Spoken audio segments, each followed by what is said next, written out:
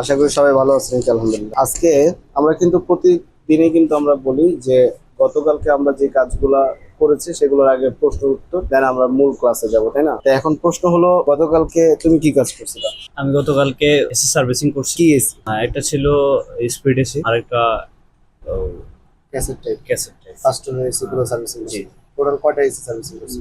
Total 3টা। তিনটা। গতকালকের কাজে কোনো প্রশ্ন আছে কি? জি না। প্রশ্ন নাই না? দেখছো তো কাজ কিভাবে করে। তুমি গতকালকে কি কাজ করছিলে? গতকালে শুধু একটা এসি ফিটিং করে দেওয়া হয়েছে। ফিটিং করে দেওয়া শুধু হয়েছে। ফিটিং। আচ্ছা, এখানে ফিটিং সব করতে কাজ গিয়ে করা হয়েছে। কোনো প্রশ্ন, ফিটিং করতে গিয়ে কোনো প্রশ্ন আছে কি? কোনো প্রশ্ন নাই।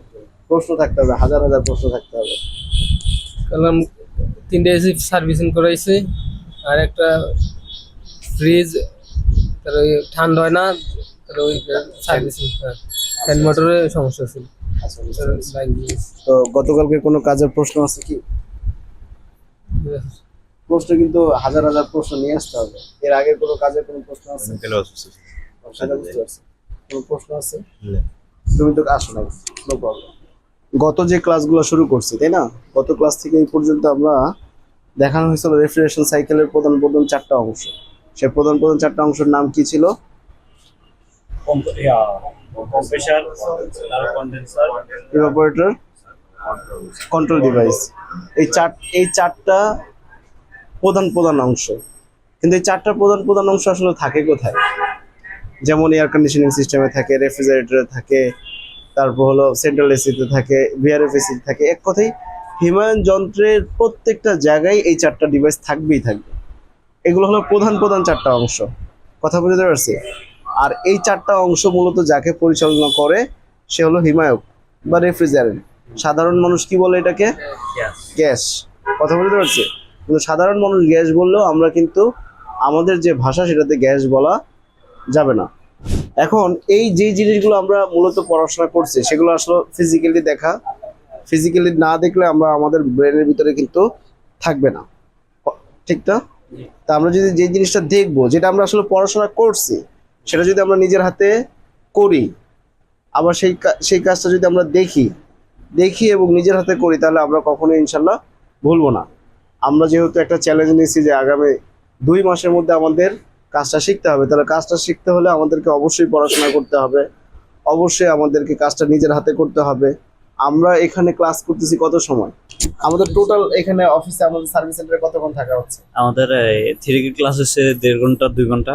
আচ্ছা, আর আর হচ্ছে আপনার এরপর থেকে রাতে 9:30 পর্যন্ত, 10টা থেকে 9:30 পর্যন্ত। মানে সকাল 10টা থেকে 9:30 9:30 পর্যন্ত আবার প্র্যাকটিক্যাল কাজ জি। চলে। টোটাল 14। এইভাবে 14-15 ঘন্টা, তাই না? একটু কষ্ট বেশি হয়, কিন্তু শেখা হয় কিনা? জি, শিখা হয় আলহামদুলিল্লাহ। মানে আমাদের এখানে শুধুমাত্র তারাই আসবে, শুধুমাত্র যারা কাজটা প্রকৃতপক্ষে শিখতে চায়। তো আমরা এই জিনিসটাকে মেলাই। হ্যাঁ, আমরা বোর্ডের মধ্যে চিত্রের মধ্যে এঁকেছি এরকম যে কম্প্রেসারটার নিচে ডান পাশে কন্ডেন্সার, উপরে কন্ট্রোল ডিভাইস, বাম পাশে ইভাপোরেটর, এইভাবে আঁকছি। এটা বোঝানোর ক্ষেত্রে বলা হয়েছে, তাই না? কিন্তু এই যে ইউনিটটা, এই পুরো ইউনিটটার ভিতরে কিন্তু তোমার সেই জিনিসগুলো কিন্তু আছে। এর স্ট্রাকচার, ডিজাইন চেঞ্জ হবে কিভাবে? এটা স্প্লিট টাইপ এসির ক্ষেত্রে এরকম। যদি এটা প্যাকেজ টাইপ এসি থাকে, তার ডিজাইন আলাদা থাকবে, তার স্ট্রাকচার আলাদা থাকবে, কিন্তু ওর কাজ কিন্তু সেম থাকবে। কথা বুঝতে পারছি? এবং এটা যদি রেফ্রিজারেটর থাকে, ওর কাজ সেম থাকবে, শুধু ডিজাইনটা আলাদা থাকবে। তাহলে আমার মূল কনসেপ্টটা কি আমরা বুঝতে পারি কিনা? আমরা যদি মূল কাজটা বুঝে যাই, তাহলে আমাদের জন্য কোনো বড় এসিও আমাদের কাছে কোনো ঘটনা না, ছোট ফ্রিজও আমাদের কাছে কোনো ঘটনা না। মূল কনসেপ্টটাকে আমাদের ক্লিয়ার করতে হবে, একেবারে সোজা সাপটা কথা। এখানে প্রধান প্রধান 4টা অংশ আমরা একটু দেখাই। এটা হলো কি? কম্প্রেসর। কম্প্রেসরের কাজটা কি? সংকোচন করা। মূলত কম্প্রেসর 3টা কাজ, একটা সাকশন, একটা কম্প্রেশন, আর একটা হলো ডিসচার্জ। কম্প্রেশনটা যে করে তার নাম হলো কি? কম্প্রেসর। এরপরে আছে এই যে আউটডোর ইউনিটে যে টিউবগুলো দেখা যাচ্ছে, এই যে পুরোটা, এটা পুরোটার নাম কি? এই যে পুরোটা কন্ডেন্সার, যেটা তাপ কি করে? বের করে দেয়, বর্জন করে দেয়, তাই না? এটার নাম কি? কন্ডেন্সার। এখন এই কন্ডেন্সার তো উত্তপ্ত হয়, গরম হয়। এখন গরম হয়ে ও যে অ্যাটমসফিয়ারে প্রকৃতির মাঝে যে বাতাসটাকে, গরম বাতাসটাকে বের করে দিবে, সেই জায়গাটা বা শক্তিটা কিন্তু নাই। এখানে অক্সিলারি একটা সাপোর্ট দেওয়া হয়েছে। কি সাপোর্ট? যে একটা কন্ডেন্সার ফ্যান মোটর। এটার নাম কি? এই পুরোটার নাম কি? Condenser fan motor. এই ফ্যান মোটরটা অনেক টাইপের হতে পারে। আমি কথা বুঝতে পারছি? We are from